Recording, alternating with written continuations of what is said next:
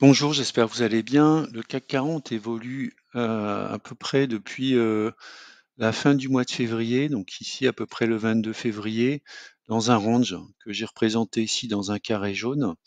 Et on est plutôt sur, donc on a bien rebondi là ici sur le bas du range au 16 avril. Donc là, on se rattrape un petit peu sur les dernières séances. Donc ce que j'ai essayé de faire, c'est d'identifier quelques opportunités. Alors j'en vois quatre. Donc la première, en fait, c'est la Française des Jeux. Alors si on regarde la Française des Jeux, heu, voilà, si on regarde un petit peu, si on prend un peu de recul, donc on voit que, depuis à peu près le mois de septembre 2022 ici, donc on évolue, entre une valeur basse qui se situe un petit peu en dessous des 30 €, une valeur haute, autour des, 40 €. Donc on a touché une fois, le haut ici. Donc c'était le 27 janvier, et puis deux fois la partie basse le 22 septembre 2022, et puis un peu plus récent en octobre 2023. Donc on est actuellement en train de corriger un peu comme les indices. Donc là on se retrouve sur un niveau de support, alors certes qui est pas quand même hyper costaud, hein, puisque on a passé ce niveau à plusieurs reprises. Néanmoins, il a joué à plusieurs fois un peu comme un rebond. On a eu un rebond ici en tant que résistance le mardi 2 août 2022. Et puis on a eu ici, donc il a joué son rôle de support le 15 mars. D'ailleurs, on a eu euh, une belle figure de type double top. Donc derrière, on n'a pas su maintenir le support et on est allé chercher donc les points bas ici que je signalais au 23 octobre. Ensuite, on s'est bien redressé. On n'est pas retourné au point le plus haut autour des 41 €. On est en train de corriger. Alors moi, je trouve que c'est un point qui peut être intéressant pour faire une première entrée autour des 35 €. Donc par exemple un tiers de position qu'on pourra renforcer éventuellement donc sur un retour aux 32,50, et puis pourquoi pas autour des 29 €. Sachant qu'au cours actuel, l'action Française des Jeux délivre 5% de dividendes.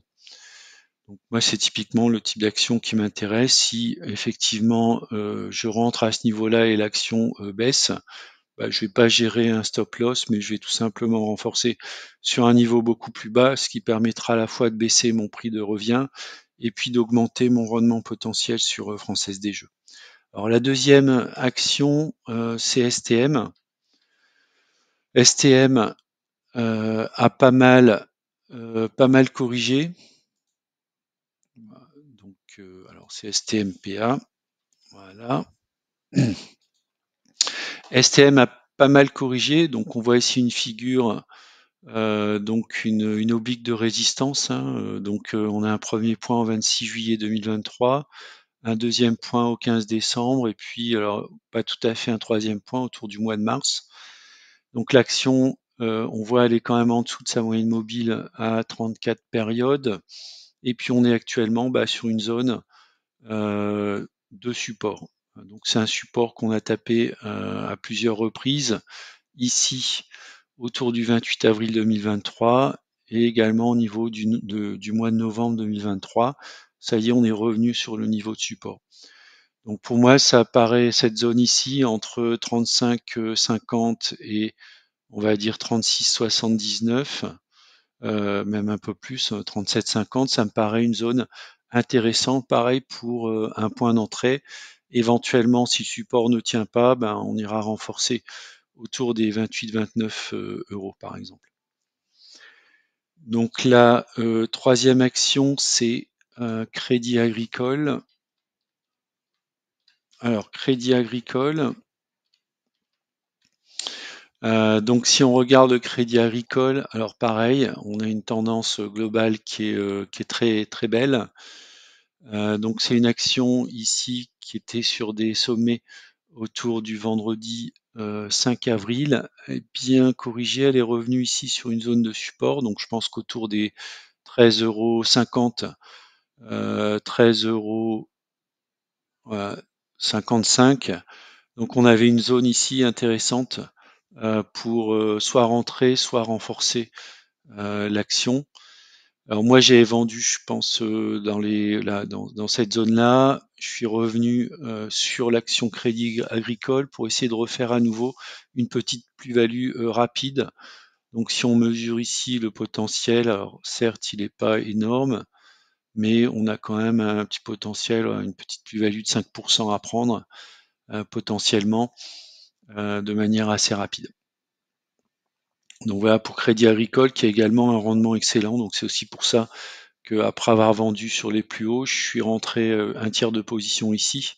Je me suis dit au cas où elle baisse, je renforcerai ici sur son oblique de résistance. En fait, j'en ai fait deux. J'en ai fait une première ici sur un plus long terme et une deuxième un peu plus courte ici qui viendrait sur ces niveaux-là. Donc entre 12,28 € et puis ici les 13 €. Et enfin, la troisième action, c'est Interparfums. Alors même s'il y a des renouvellements prochains ou non renouvellements prochains sur certaines licences, il peut y avoir un risque effectivement sur Interparfums.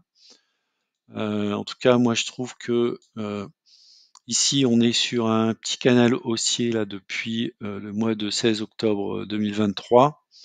Alors là effectivement, on va tracer peut-être ici le bas du canal. Alors oui, effectivement, je vais enlever ici mon support. Alors, il y a un double message par rapport au support. Ici, donc on a une zone de support qui se situe entre 43,75 et 45 €. Si on veut jouer le bas du canal, donc les cours actuels autour de 47, ça pouvait être également un point d'entrée. Euh, si on veut jouer, effectivement, au moins un minimum un retour ici sur cette résistance des 51,52, voire, si on est optimiste, un retour sur les 60 €. Voilà, c'est la fin de la vidéo. Je vous remercie de l'avoir regardé. N'hésitez pas à mettre des commentaires